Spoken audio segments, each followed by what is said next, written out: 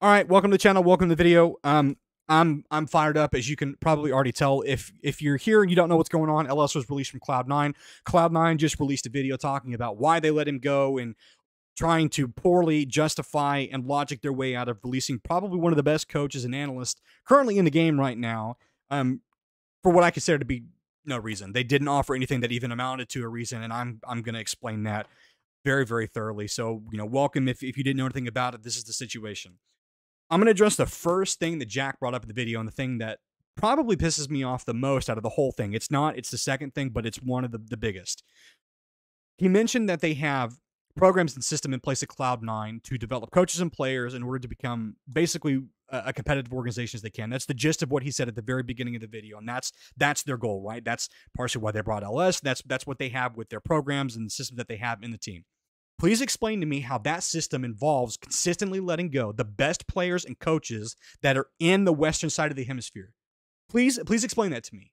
Because from outside looking in, it seems like every time you get a little bit of something going, you bring the right players in, the right coaches, Reapered.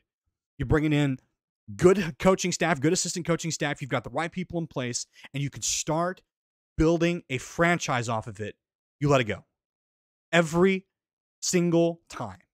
And the craziest part for me about this is that Cloud9 is not strangers to making hard decisions, unpopular decisions, and not strangers to doing what has to be done. The whole Reaper thing, when they made that glorious run for the quarterfinals of Worlds, is a great example of that. So it's very difficult for me to take that team and then make it into the team I'm seeing now, where you're letting go of some of the best talent is on this side of the planet. I don't understand it. So what systems and programs do you think you have in place where that is the norm? You don't have anything.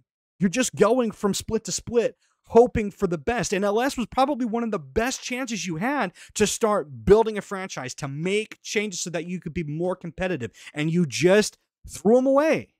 I don't understand this. At the beginning of this whole thing, when you said you were bringing LS on, it was going to be a commitment to make difficult changes, to invest in players and coaching talent like LS in order to get a really good competitive team. Not just a team that was competitive on the LCS stage, but a team that was competitive at Worlds. What happened to that? Can that commitment just dry up overnight? We're February. He's been here less than a grand total of 3 months. He's not even 3 months. What happened to that? Did you just lie? You were never committed? You just do it as a PR move? That doesn't make any sense. What systems do you have in place where that's the normal? That's point number one. Point number two, and this is the one that makes me the most mad. And if you're here for the clickbait part of the video, whatever, this is what it is. Jack had the audacity in that video to say that they were trying to shoot for the best timing possible, that they didn't have any other option. This is what they had to do, and that they just had to let him go right there. That is garbage. That is garbage. You did not have to let him go like that, and you know that. You know you didn't have to let LS go like that. There was no reason to do it. If things were that tense, let's just say for a moment that I believed that argument, which I don't. Not even for a minute do I believe that there was such friction between the coaches and the players that they were like, this guy's got to go now. Not even for a second, but I believe that. But let's say I did. Let's say for a moment I believed that. If that really was an issue, all you had to do was set LS in the back. Either you leave him at the team house, you just set him, in the waiting room where they're watching, you just release a quick statement, on Twitter saying, hey, we're going to have Max Waddle as a head coach just for today. We're going to try some things out. Whatever. You buy time. You don't release a coach right before a game, and then karma came back and got you, and you lost. Arguably deservedly, but you did lose. You deserved to lose that game when you release a coach like that. The correct thing to have done would have been to set LS, where nobody could see him, or just set him in the back, the pretense of nicety, just to say that you did what you were supposed to do. You set LS sort of onto the side. You play your games for the weekend, even if you lose, win, no whatever, no harm, no foul. Just so that way the pretense is met, and then you release LS on Monday or Tuesday. You do not release a head coach before a game. That has never worked for a team. There are very few instances where an organization has let go of a head coach right before a game. I mean, it's 4 hours before a game. Basically, that is game time because they're already done with their preparation. They might play one warm-up game. They might be doing some team activity, whatever. They might be, just getting in the headspace before they get into the game, whatever. But that is basically right before the game. So for LS to be told that right before then is ludicrous. So to say that, oh well, we didn't have any other option and this was just what we had to do, you're garbage. That's garbage, and you know it. You did that on purpose to make a point because you wanted to stick it to LS, not because you wanted to find the best timing, the best solution for everybody, right? Not because you were interested in any professionality, but because you wanted to stick it to LS. There was no other reason to do that. Even if the team atmosphere is on the borderline breakdown, knockdown, drag out fight, like people are fixing to get physical with each other, even on the borderline of that, you still could have waited till Monday, but you didn't. You did it on purpose. And now, worse yet, you've shown other coaches that might want to come work with Cloud9 that you're not willing to invest in them and actually spend the time to help them become better coaches or to give them a chance to change the team. But you've also shown that you will dispose of them at your earliest and most public convenience.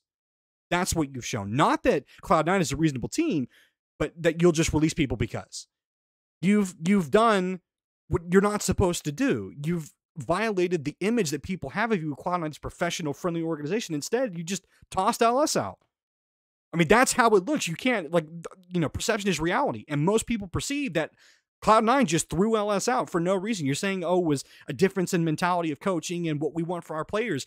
If LS had a different mentality where it was, or different approach to the game where it was causing conflict between players and coaches, it's probably because he was exposing bad habits or giving you a different way to think about the game that was contrary to the things you've been doing, and you didn't like that because changing is uncomfortable. It's very difficult to swallow that, hey, maybe your organization, maybe your team is not as good as you thought it was. Maybe you're doing the wrong things and have been doing for a while, so we need to change things. Or, no, we just have a renegade coach that's got here. He doesn't really know what we're doing. He's just kind of being, contrary and causing conflict. So let's just get rid of that because it's easier to do that than to change how our organization plays the game, right? One of those things is a lot easier to do. It's a lot easier to boot LS out and make a Twitter statement and then a follow-up video later because that's always how that goes, rather than just handle things professionally and give LS a genuine chance to make a change. But no, you didn't do that. You just threw him out. Very poorly handled. And I don't understand why. You had all the opportunity in the world to look like the good guys. You had a chance to play that off very, very cleanly, like every esports organization has, and they just failed to do. And I don't understand. You have so many examples of do not do this. Immortals, CLG, 100 Thieves, even Team Liquid, TSM. You have almost a decade of examples of not how to handle this, and you just said, we don't need those. We'll handle it on our own. Look what that got you. Look what that got you. The third point, and this is the one that is going to kind of close out this video, and one that I think is kind of endemic of the LCS and of Western League of Legends, and something that LS, funnily enough, expressed concern about even before he joined Cloud9, and I think that this has proven him right, which is just that there is this misconception of how coaching is supposed to be done in the LCS or in League of Legends, and how things are supposed to be done when you're team building and when you're taking these different players with different ideas and you're trying to make a championship caliber team. And that is that it's a money mentality in the LCS where it's just about the dollar amount you spend on a player and then that dollar amount should equal wins, right? And I know that that's not necessarily how Cloud9 approaches the game, but let me tell you something. There have been a couple seasons, especially in the last 2 seasons, where they've sold the farm to get everything and then they don't have that farm after the season is over. You spent a lot of money and time and effort to bring in coaches and players that are no longer here. The majority of the people that have been in your organization aren't there anymore, right? There's very few people that started in Cloud9 that are still there. And this is the stock standard for esports, right? But with Cloud9, with the experience and the resources that they have behind them, you should be able to build some kind of longevity, and that should include bringing someone like LS in because of the knowledge that he has. Even if you don't like him as a person, and don't get me wrong, LS is not the nicest personality on, the League of Legends, greater world by any stretch of the imagination. Most people know this. But you know what? Some of the best geniuses in any sporting organization, any sporting world, are not the nicest guys, right? I'm not going to use the Michael Jordan analysis because I don't think LS is like any kind of Michael Jordan-esque sort of character. But the example does sort of lend itself to make sense with LS, in that LS is a brilliant individual who's a former professional esports competitor himself, who's very knowledgeable about the game, has been in this game for a long time, and has been right more times than he's been wrong. And he's predicted trends. He's basically said when coaches are getting things wrong, when players are doing things wrong, and he's been right. So why wouldn't you just keep him around, even if you don't want him as a head coach? Let's say that LS being head coach is not the best idea for you. Why not just hold on to him as a consultant, as someone who can work with players, who can do talent development, as someone who can do analysis, as someone who can break down, the things that you're doing right and things that you're doing wrong. Just something, find something for him to do. Right. And LS discussed this, even before he got it, about this concern about the way North American organizations just let go of players, let go of coaches, and their mentality of this short-sightedness of building a championship caliber team. And he was right again. Cloud9 let him go. How many months? Less than 3 months. He's been with Cloud9 less than 3 months. They're not even halfway through the spring split. Play-in doesn't count. Play-ins does not count because it has no bearing on anything. When a tournament like that has no other stakes other than money, which don't get me wrong, money's always nice, but it doesn't mean anything. The rosters that are being played there aren't going to be the rosters you see in the spring or in the summer. They're just trying things. Maybe, they keep some elements, maybe they don't, but there's no stakes to it. Right? So in my mind, LS, while he's working through play-ins, he's still not doing a lot of what he's going to be doing when he gets to spring. And then we're only a few weeks into spring and he's gone.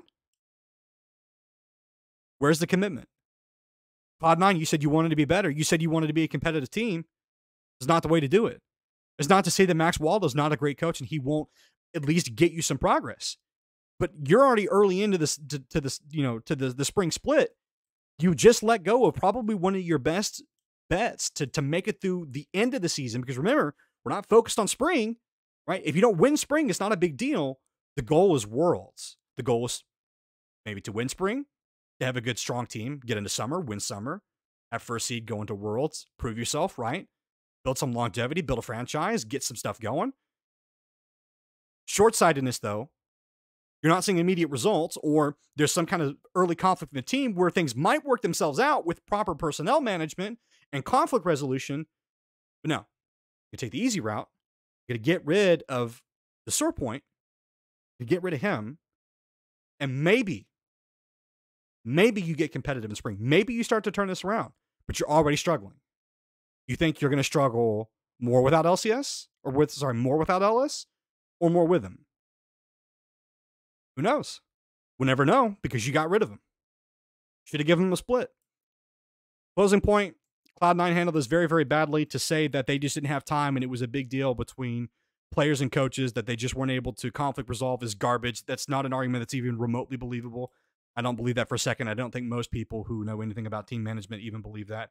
And I think that Cloud9 are going to be worse off for it. And I think they're going to continue to struggle through the rest of spring. And I'm not necessarily, some soothsayer or some, sage or anything like that. But, man, I've got a knack for calling this stuff. And I'm telling you what, Cloud9 are going to struggle the rest of this spring split. And come summer, they're not going to have a number of people that are going to want to work with them. Because if they do this and they fail and they don't get into the, at least, if they don't get into at least a championship contention by the end of this split, man, summer not looking good for them because they're not going to be able to find a lot of players in the free market in terms of agency to switch out there. At least nobody that's going to want to work with Cloud9, not a reputable player. You're not going to get anybody from Europe. There's not going to be a lot of North American talent that's lying around that's going to work with you. And coaches, you can forget that. Coaches aren't going to work with you. So I wish them the best of luck, but I think the video's garbage, and I think that letting go of LS was a terrible decision. And I think that their justification as to why they did it is pretty garbage. So that's the end of the video. I'm sure you'll leave your comments below. I'd love to hear them, but for now, that's the end of the video. So I'll see you guys next time.